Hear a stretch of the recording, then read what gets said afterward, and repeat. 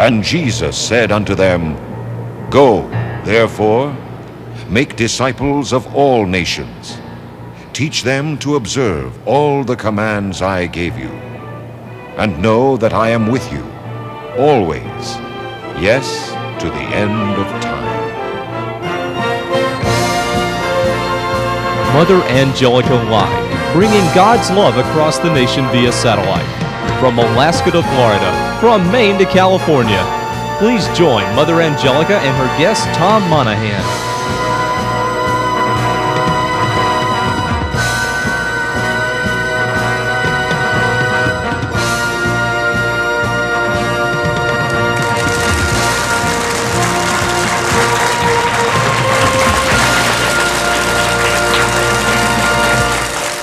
Thank you.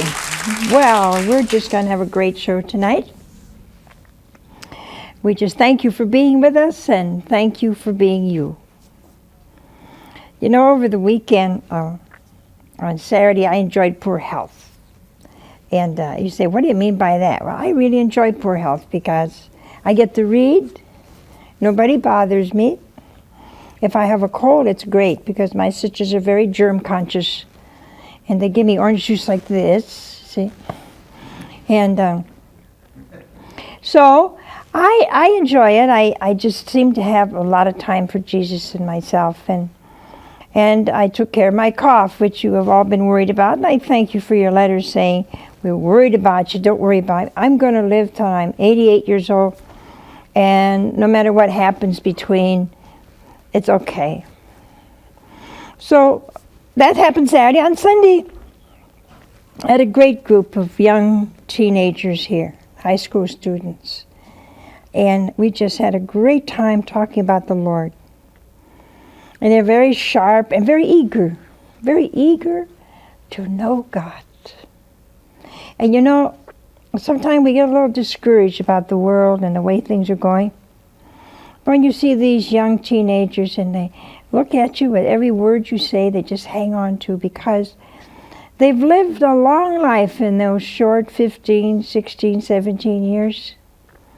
And in that long, short life, they've learned quite a bit.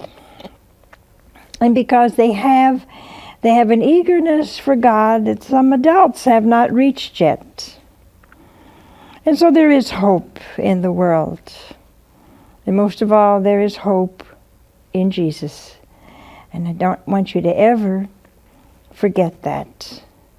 I don't have any news about our transponder yet, but it's getting close. Honest, really honest, it's getting close. And one of these days, and I hope next week, but I'm not going to keep saying that because I've said that 5 times already.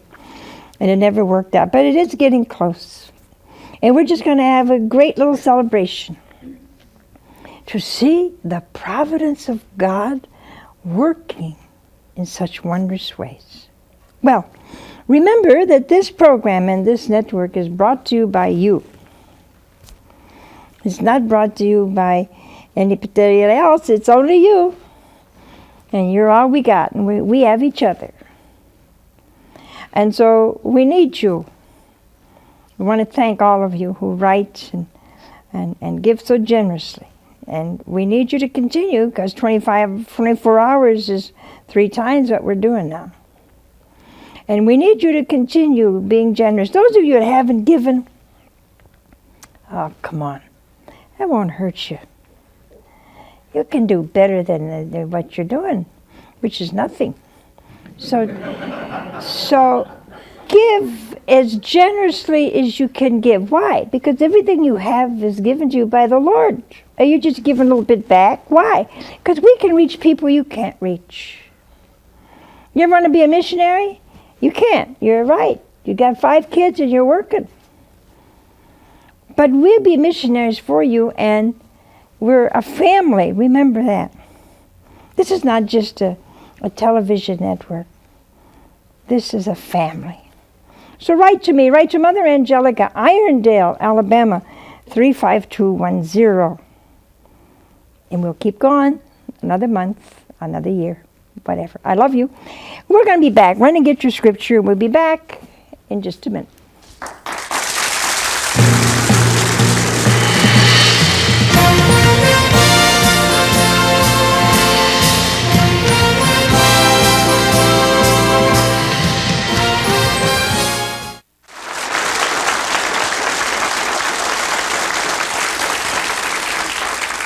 Thank you.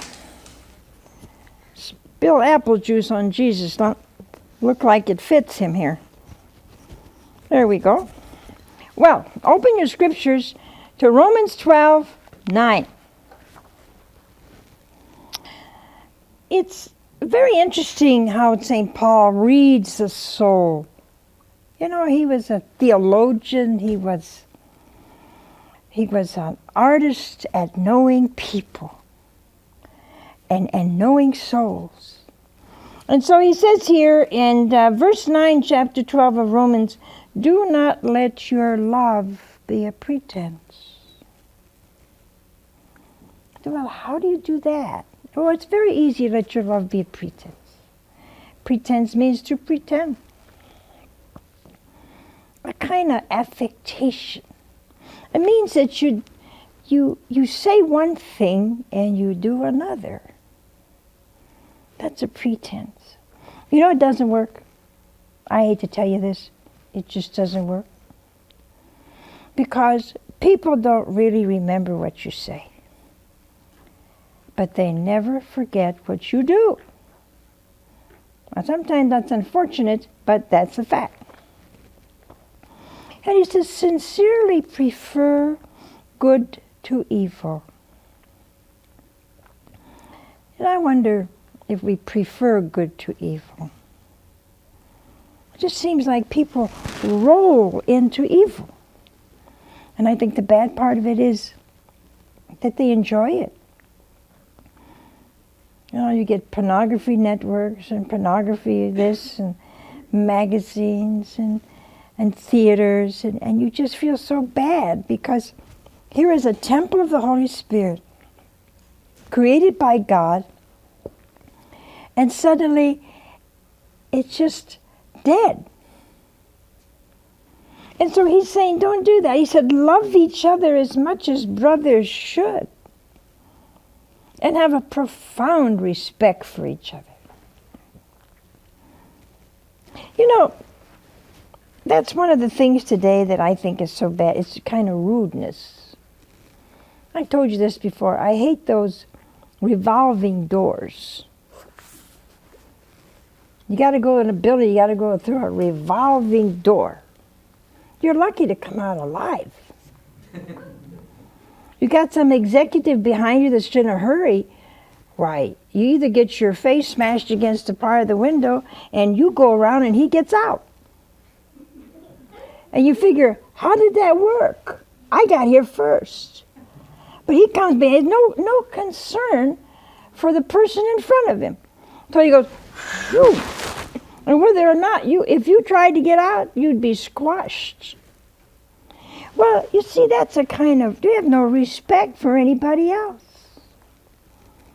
I was on a trip not too long ago, going through a door, and this big, heavy-set fella, and I thought, sure. I mean, I got a habit on, right?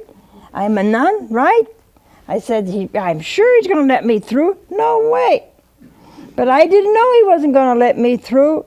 So I went on, and he went on, and there we were facing each other, stuck in a doorway. And I looked at him and I thought, no, I won't tell you what I thought. And then finally it dawned on him. I don't think he meant to be rude. I think he's so busy, so involved. And that's what happens when we get too busy. We get so involved. You see? Something happens to us. And that's what St. Paul is talking about. He said, work for the Lord with untiring effort. That means that when you're tired, you just keep on. You say, oh, I have a nervous breakdown. Oh, come on. Nobody ever had a nervous breakdown working too hard. You get a nervous breakdown because you're so frustrated working too hard. But the work don't frustrate, doesn't give you a breakdown. He said, work with untiring effort. With great earnestness of spirit. Show you want to really do this for Jesus. You got to look at yourself because you have been called by God to be a missionary. You say, oh no, Mother, you got the talent. Oh, don't you tell me that. Because when you face God, He's going to say, how many people did you tell them about me? See, you got to radiate Jesus, even if you never opened your mouth. You got to radiate the kindness, the love, the compassion. That's the greatest work. The greatest work you do.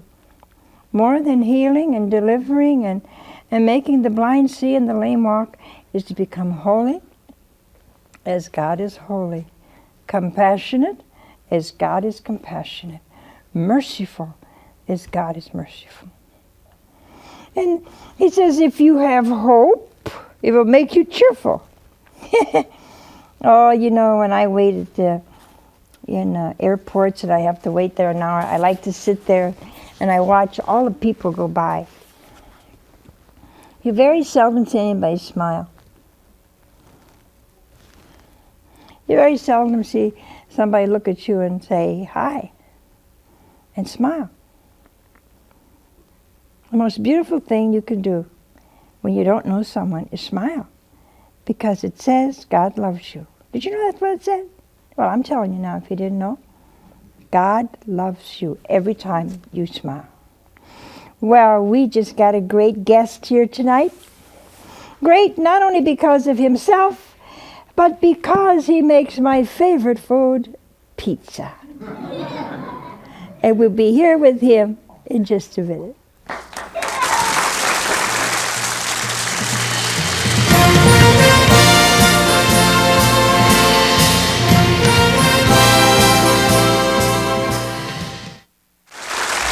Thank you.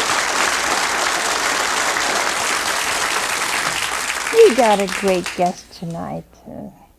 Unusual guest. He and I had a great chat this morning, and yeah, his early life and mine were kind of similar, and he's here to tell us how he started out in an orphanage and ended up as the founder of the world's largest pizza delivery chain.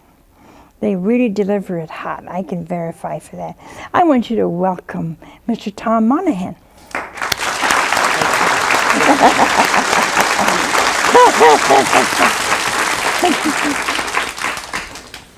We have a short video that introduces Tom and gives a kind of little sketch of his history. So before he and I just have a great time together, I want you to watch this. It wasn't that long ago, I'm saying 10 years ago, that when I got up in the morning and I had to go through my frizzly t-shirts and socks in the drawer to find one that wasn't full of holes. And to me, it's a great feeling today that I can reach in my drawer in the morning, half awake, and grab a t-shirt, grab a pair of shorts, and grab some socks, and I don't even have to look. I mean, that's luxury. Tom Monaghan's rags to riches story reads like a Hollywood dream come true. As chairman of Domino's Pizza, he took a $900 loan 25 years ago and has since built a nationwide 2,150-store money machine that's made him one of the richest men in America. Some say he's worth at least $300 million, rich enough to buy almost anything he wants, including his hometown baseball team. Monaghan grew up loving the Detroit Tigers, so he spent more than a year persuading the old owner to sell the team to him for $56 million the season before the Tigers won the World Series. What's even more astounding than his sense of timing is that Tom Monaghan grew up in an orphanage, where dreams were the stuff that life was made of. It would be difficult to have come from more humble origins than Tom Monaghan's. Shortly after his father died, his mother put him and his brother in an orphanage. For 8 years, there were tough lessons, but Monaghan remembers there was also a very special ray of sunshine. Almost everything in my childhood was probably negative, except one experience of about maybe 3 years in the orphanage, from maybe the age of 6 to 9, when I had this one wonderful nun over me, Sister Barada. She was just the kindest and most encouraging type of person, and I used to be, I was a dreamer, and she encouraged me, and I thrived under that. And she was my mother, my father, and my teacher. I never left the place, and she was the one positive thing that I've up till the time my dad died, but I was so young when that happened. And my dad was a great, I remember my dad real well. But he died when I was 4 years old on Christmas Eve. But other than my dad, Sister Brada was just a tremendous impact on me.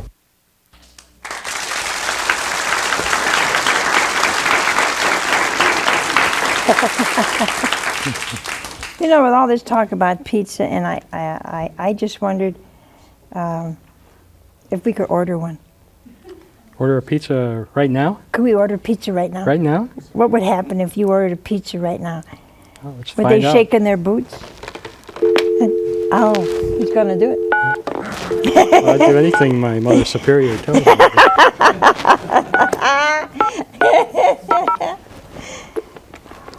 Oh, boy. Hope they're open. Domino's Pizza, may I help you, please? Yes, I wonder if I could order a pizza. Sure, 12 or 16 inch. Oh, I think I'd like a 16-inch. Regular thick crust. Regular. And what would you like on that? Well, I think I'd like extra cheese, pepperoni, Okay. onions, and fresh sausage. Double cheese, onions, pepperoni, and sausage. That's right. Oh, okay. Any Coca-Colas with that? No Cokes. Alrighty. That's going to be $13.64. And I need your last name, please. Monaghan. And that address, please. It's 5817 Old Leeds Road. That's the EWTN. Okay, the television station. That's right. Okay, and phone number there, please. The phone number is 956-9537. Okay, it's going to be $13.64. We should have it there for you within 30 minutes. I certainly hope so. All right, thank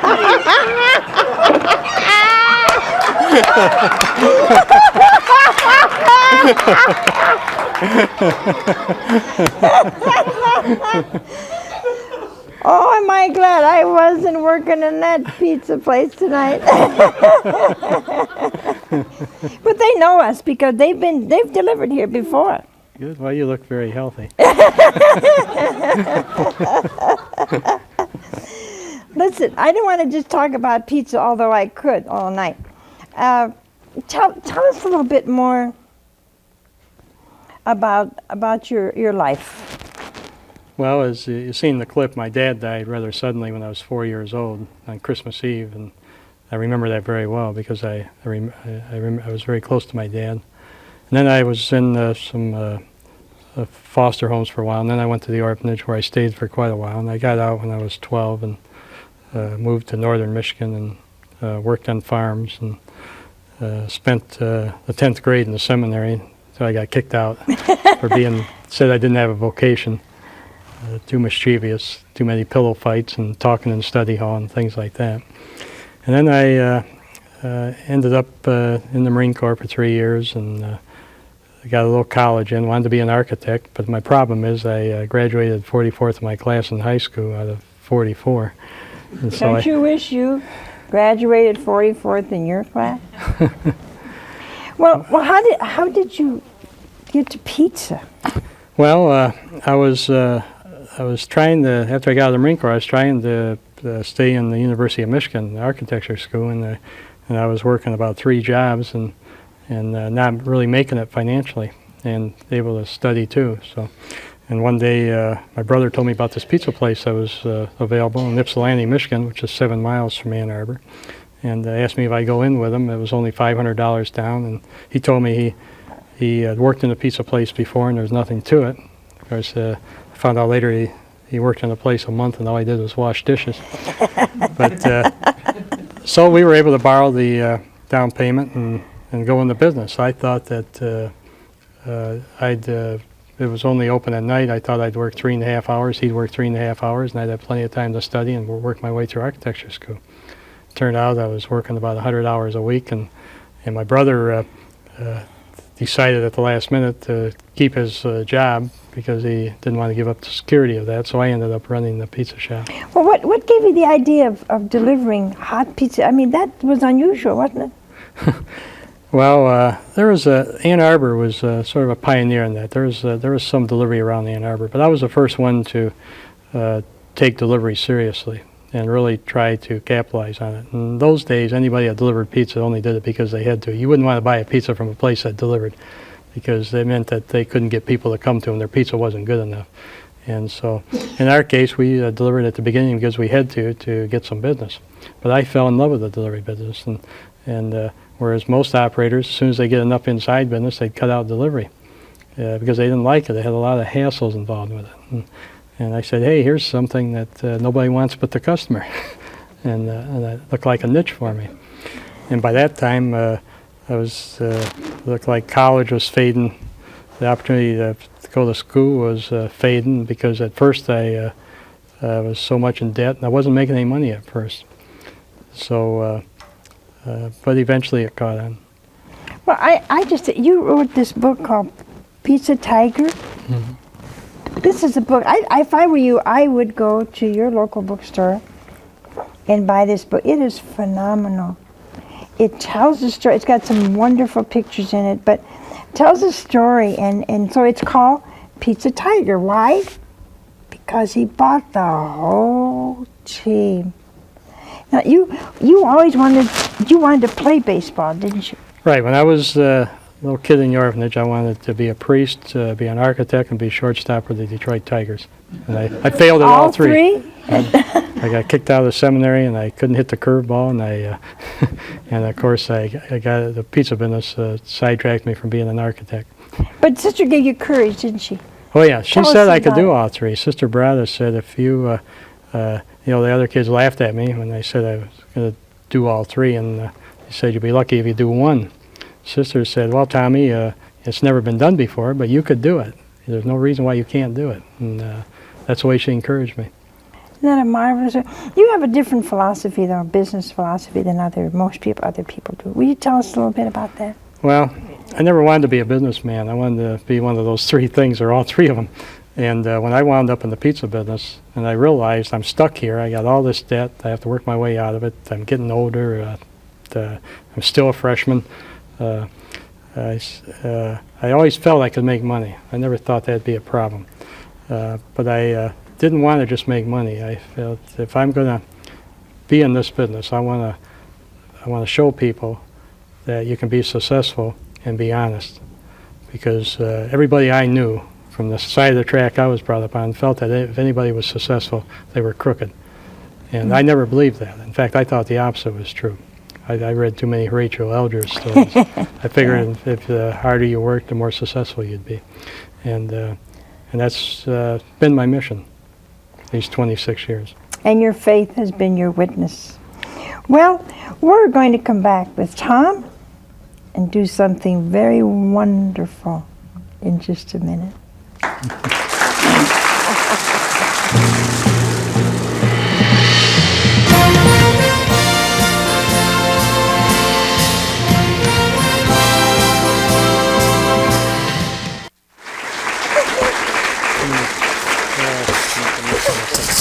Okay, you ready I to go? know you're surprised, aren't you? I asked him to, I can never figure out how they do all this twirly stuff. And so you want to see my apron? Here. It says Mamma Mia. And it's got the good old Italian flag here. And anyway, he's going to make a pizza for you. And this is our first cooking class, so please watch. You may never have another one. You want me to do one, and then I want you to do one. And then you're gonna do Me? it the same way I did it. What'd you put the apron on for? Well, I don't know. The first thing is you gotta push the dough down on the edge. You don't use a rolling pin. Oh no! Oh no! That pinches the edges too much, and it makes it Then you crust. what? And you leave it in the center because Yeah. when stretch it a little like this, and then watch out. Okay. Now, the trick here is every time you slap it, you turn it about a sixth of a turn, because if you just go the same way, turning it gets like a football. Oh yes, every time I hit, and I got my hips into it, so it's not just my hands. What is your hip? Huh? Well, that's important. Your hip is important? Yeah, just like in any sport. You flip it around like this, and you're like, huh? You want me to do that? Oh my Lord and Savior. When you put it on the screen, what you bake it on, You got it bigger than the screen. well, it shrinks. See, I know what I'm doing, but they,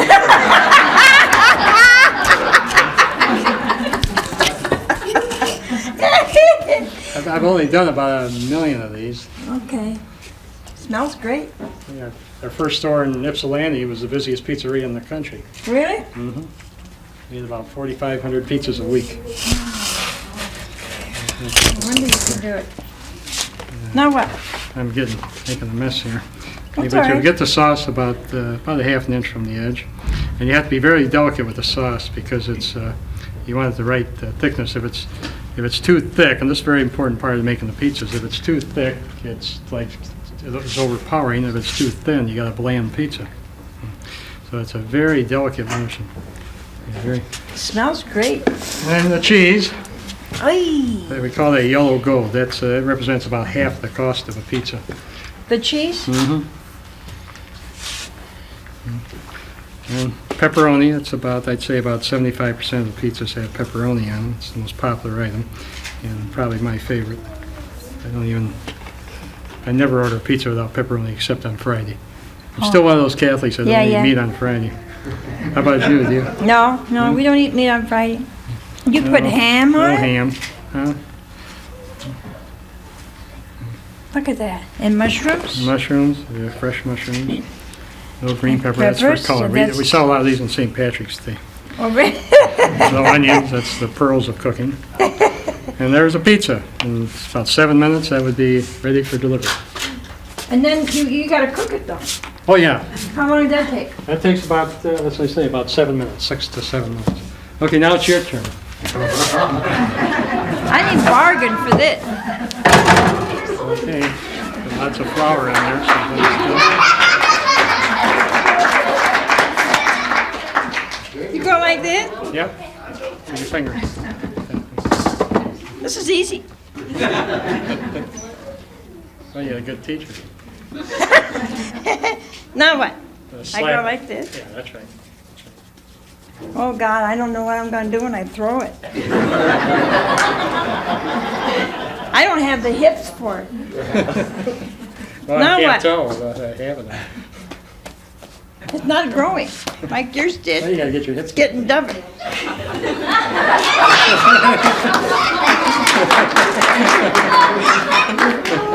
Something's gone wrong. What happens if I throw it? It comes down. Well, here goes.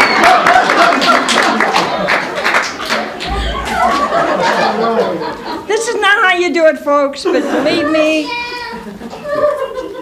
somehow it's all getting stuck together.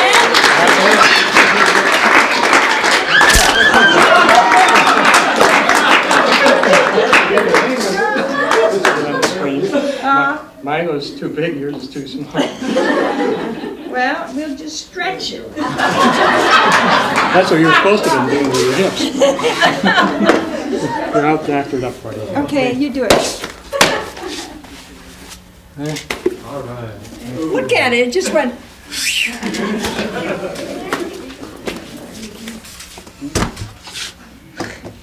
Okay. Now the rest I can do.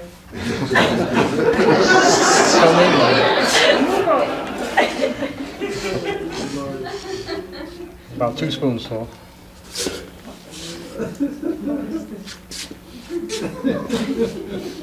You don't need hips for that. Well, you've done that before. Beautiful. I think we got an opening in our store here. If that pizza doesn't come, you sure have an opening, won't you?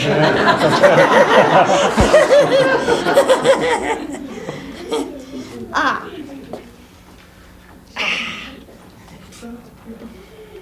Well, somehow you got it on better than I did. You put more than that on? Oh yeah. Yeah. You don't want to see any red. Maybe. Oh, really? Maybe this where it shows through a little bit, but. Well, you got bigger hands than I got. Now, the pepperoni is, I would do mine a little different than yours. You mean the way you put it on? Yeah, I would put a lot. Well, you're supposed to have about 42 pieces, I think. That's a lot. 42 pieces is a lot? Not when you're Italian.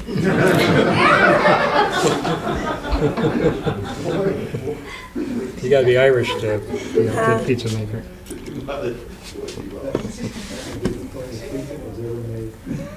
That's a ham. I can forget the ham. I'll just I forget don't the eat ham ham. either. Yeah.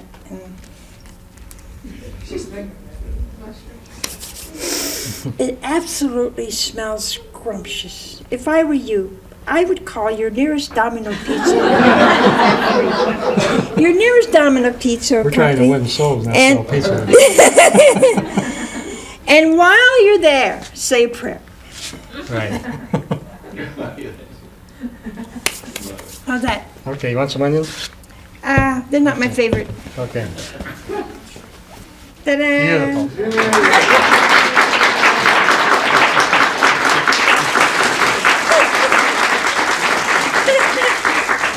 Tell me, why you use a wooden spoon?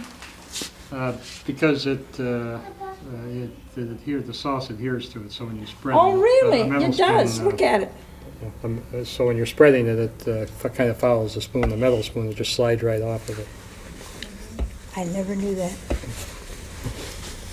He is a pizza expert. Look, I just had a ball. I'm sorry you won't be able to eat this pizza, but I'll eat a piece for you. We're going to take a break, and we'll be back in just a minute.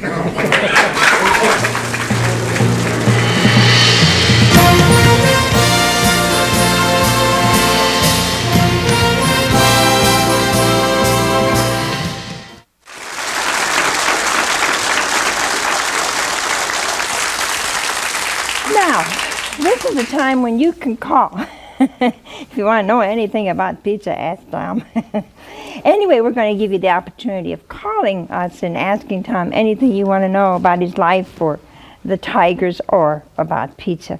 In the meantime, while you're going to your phones and getting ready, I'm going to continue the interview because he's got such a wonderful life, and he just does such great things.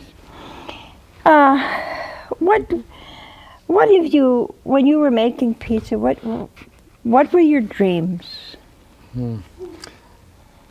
To be the largest pizza chain in the world, for one thing. And that's that. Is that what you mean? You go to Mass, and you have Mass Holy Communion every day. Just about. And what does that do for you? Well, I don't know what I'd do without it. It's certainly something that I look forward to doing every day. It's something I really enjoy. It gets my day started right. I try to get all the important things out of the way. I get up and I run and I exercise and I go to Mass, and that's those are the top priorities. Then I can goof off the rest of the day. We have a phone call. Hello.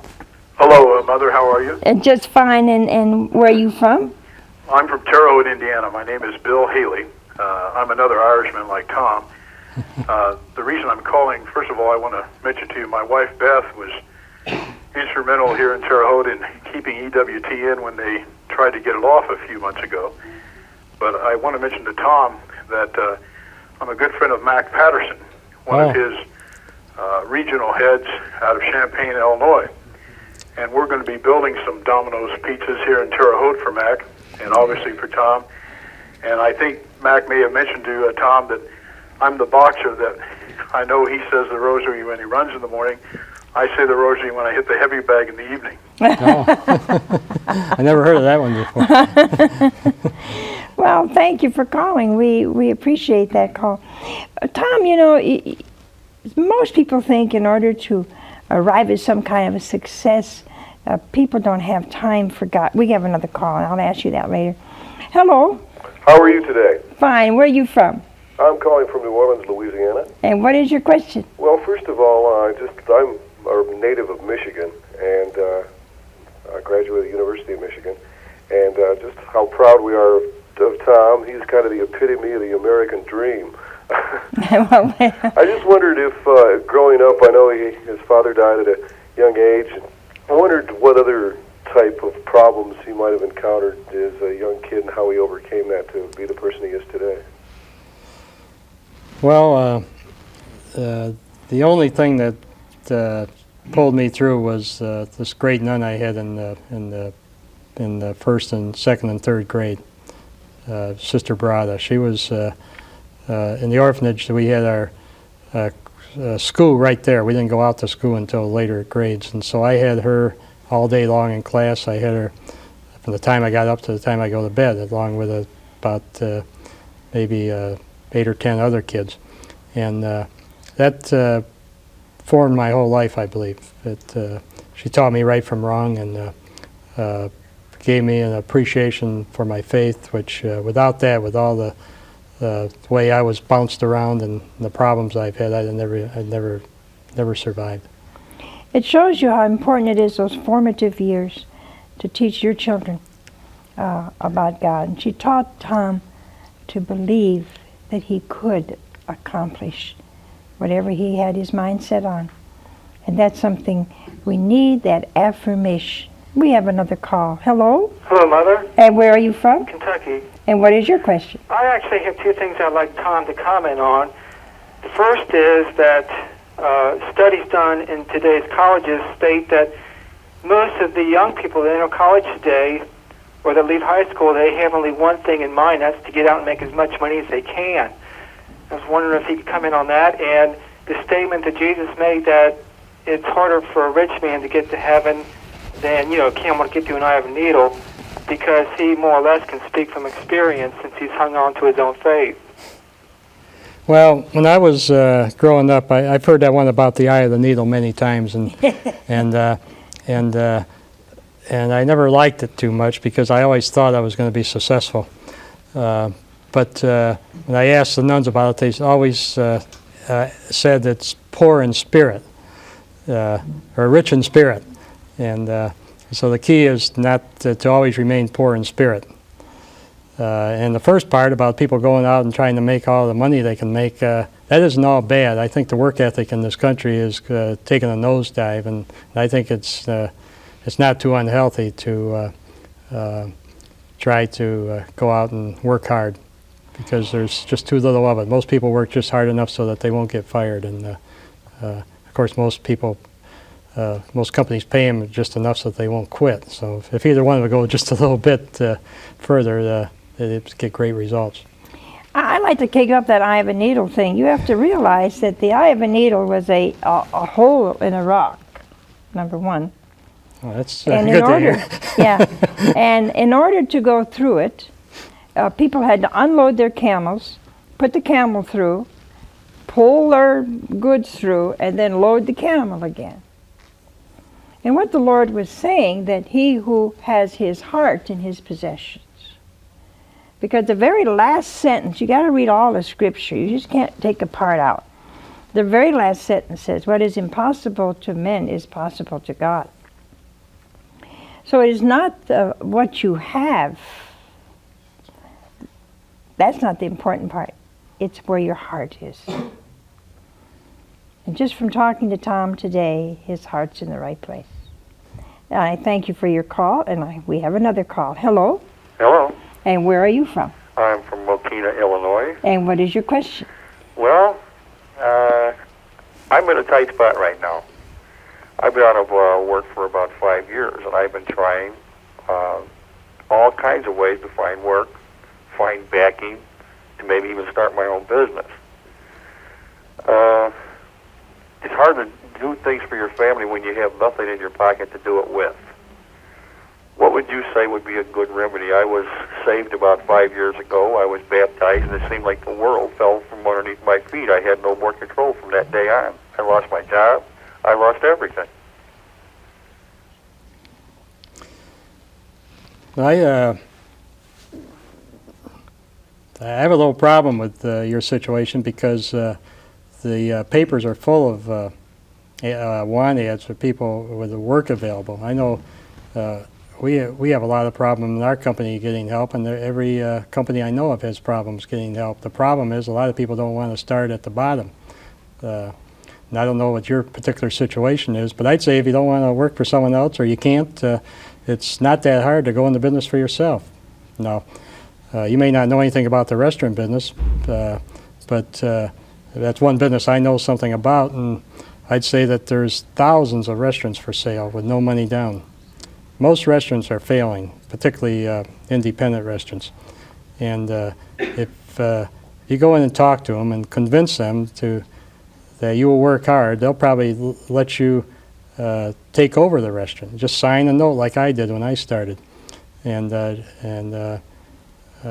they want to get out from under it. Chances are you have to pay more than what the restaurant is worth, but and I'm just talking about one business. I think that's the case in any business. You want to go into business for yourself, you can do that. Thank you, and I just want all you callers who are wondering whether it's going to happen, it happened. The pizza is here. Yeah.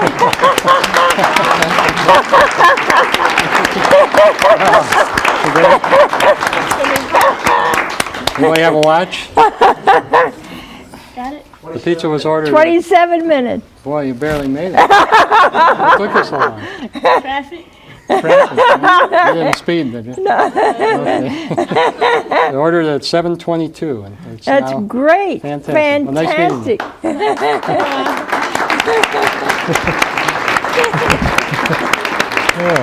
Oh, look at that. What did sure we smells do good, with it? Should Well, we I go don't know. back to calls? How much time do we have? Oh, it's terrible. We got 8. No, it's not terrible. We have another call. Do we have another call? Or should we eat pizza? Oh. Can we do both? Can we do both? Well, listen. Okay, hello. Hello. Hey, where are you from? We're calling from the other end of the lake from Detroit. We're calling from Erie, Pennsylvania. And I was just going to ask, is the pizza arrived? It was 28 minutes, and it just came. That's right. Here it is. Can y'all see it? Can they see it? They can't. Oh, it smells so good. Oh, golly. You even got it cut, right? Did you ask a question? Can you? What's your question? Any napkins? You got any napkins? What is your question? The question is, I hadn't heard how he decided on the name Domino Pizza.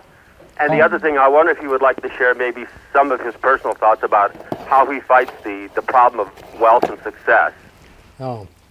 Well, the second question is a lot more interesting than the first one. But what was the first one? How I could name Domino's? My first store was called Dominic's, and I bought it, and I couldn't afford to change the name of the sign. In fact, we were going to change it to Monaghan's Italian Pizza, but we didn't think that'd go over too well. So there's a Dominic's Pizza in every city, so I had to come up with a new name, and I never heard of it. And Domino's sounded a little bit like Dominic's, and so that's how I switched it to Domino's. And I adopted the domino with the 3 dots on it here for our logo, because at that time we had 3 stores, and I was going to add a dot every time I added a store. Now we've got about 3,800 stores, so it's a good thing we didn't try to do that. The second question. Well, I have 5 priorities in my life, and I try to always remember what they are. And I had to set these up because I was always a big dreamer. And I was aboard ship in the Marine Corps one time. They had plenty of time, and I used to create these castles in the sky and all the things I was going to do someday. And with my imagination, I realized that all that success that I was imagining myself having wasn't very fulfilling. I said, there's got to be more than this. And so I started thinking, what is important? And no matter how I looked at it, the most important thing was spiritual. If I made all the money in the world, which I seemed to be really ambitious and set on doing, I knew I couldn't take it with me. It wasn't going to bring me success. So I realized from my upbringing that the most important thing is that I get to heaven and take as many people with me. So spiritual was first, and then the second priority was social, and to me that meant the golden rule. My my marriage, my children, the way I treat other people. The next priority was mental. I have a mind that's God gave me. It's a great computer, and most people use less than 10% of it, and I should use that mind. And I knew that it was more important than the physical, because I'd rather be a paraplegic in a wheelchair with a sound mind than have the body of a Greek god and the mind of a vegetable. So my mental health was next most important, then my physical health. And physical was more important than the financial, because I realized if I lost my health, I'd give every penny I got to get it back. So I figured if I did the other four, I could make all the money I want and enjoy it and serve mankind. And that's what you do. And we have another call. Hello. Hello, Mother. And where are you from? From New Orleans. And what is your question? I'd like to know how Mr. Monaghan persevered and what his thoughts are on why other people with less severe circumstances seem to crumble. Well, I think one thing that I've always had going for me is that I've always looked at the long term, and I could see far enough out in the future. One of my toughest times in business, I lost control of the company for a while. I had a situation where creditors were constantly hounding me, and the banks were threatening to close me up, and the IRS was threatening to close me up because I wasn't paying my withholding taxes and my sales tax. And one thing that kept me going was, and I can remember one day in particular when I seemed to have about a dozen investigators from various governmental bodies in my office, everything from weights and measures to sales tax, IRS, and everything else. And they were going through my records with a fine-tooth comb because they just knew that I had to be cheating. And I didn't have to worry about it. I figured they might find some mistakes, but they weren't going to find where I was cheating. And with all the other pressures I had then, if I had to worry about that, there's no way I would have made it.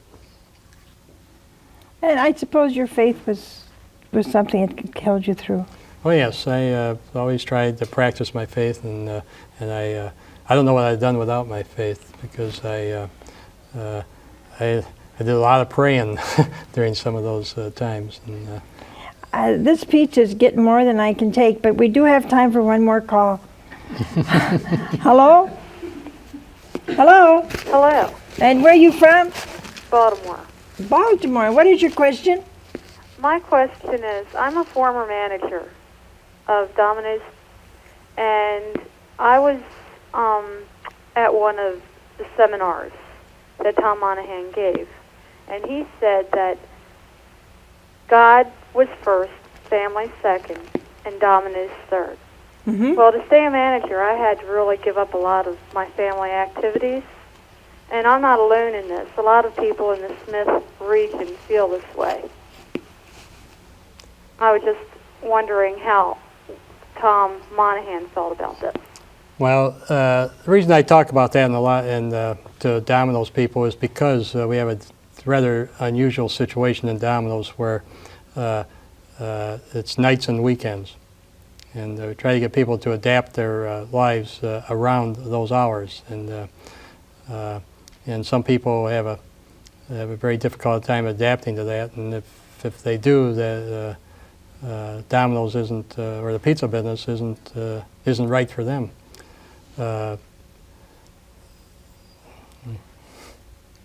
Well, I think it's a matter of kind of a discipline, Right. a mental discipline. That's so important. And we thank you. We have another phone call. Hello?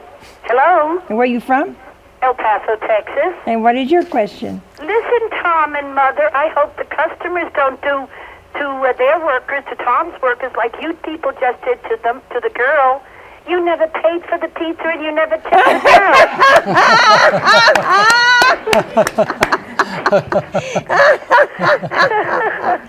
Well, I tell you, when you own the company, you don't need to worry about things like that.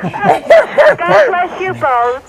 God bless you. Thank you very much. Well, everybody, I can't stand it anymore. Anyway, it was great having you here tonight. It was great having Tom. Oh, this is great pizza. And it really is great. Thank you. It's been a great show, hasn't it? You know, the other day I said to the producer, I said, you know, we got to make our shows a little different sometimes, just to break the monotony. But I had no idea that the Lord said amen. And I had no idea how great it was going to be. Well, remember, this is your network. And go out and buy yourself a pizza, because it is absolutely phenomenal. And I want to thank all of you for writing. I want to thank all of you for being with us. I want to thank you, Tom. It's been wonderful, and your pizza's great. Well, be bye-bye, and I will see you again tomorrow night with another great guest. I love you. Bye now.